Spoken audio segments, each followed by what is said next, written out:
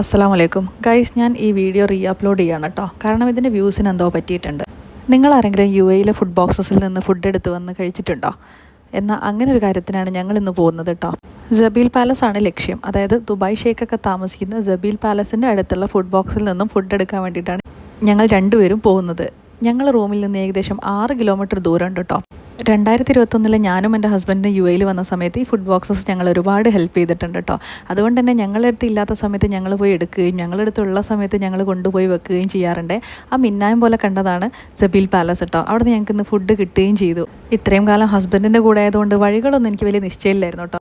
അതുകൊണ്ട് ഗൂഗിളിൻ്റെ സഹായത്തോടെയാണ് പോയത്. അതുകൊണ്ട് തന്നെ അത്യാവശ്യം നല്ലോണം അലഞ്ഞു തിരിഞ്ഞാണ് അവിടെ എത്തിയത്. ഭാഗ്യത്തിന് തിരിച്ചു വരുമ്പോൾ വഴി ഓർമ്മയുണ്ടായിരുന്നു. അതുകൊണ്ട് അൽഹംദുലില്ലാഹ് റൂമിലെത്തി. ഞാനും ഒട്ടുമിക്ക ഭാര്യമാരെയും പോലെ തന്നെ ഹസ്ബൻഡിൻ്റെ പിന്നാലെ ഇങ്ങനെ നടക്കും, എല്ലാ സ്ഥലങ്ങളിലും പോകും. പക്ഷേ ഹസ്ബൻഡ് പോയ സമയത്താണ് ഞാൻ മനസ്സിലാക്കിയത് ഒരുപാട് സ്ഥലങ്ങളും ഒരുപാട് വഴികളും ഒരുപാട് കാര്യങ്ങളും എനിക്ക് അറിയില്ല എന്നുള്ളത് കേട്ടോ. പക്ഷേ അൽഹംദുലില്ലാഹ് ഇപ്പോൾ ഓരോന്ന് പഠിച്ച് വരുന്നുണ്ട്. എന്തായാലും നമുക്ക് ഫുഡ് ബോക്സിൽ നിന്ന് കിട്ടിയ ഫുഡിൽ ചിക്കൻ കറി ഉണ്ടായിരുന്നു കേട്ടോ.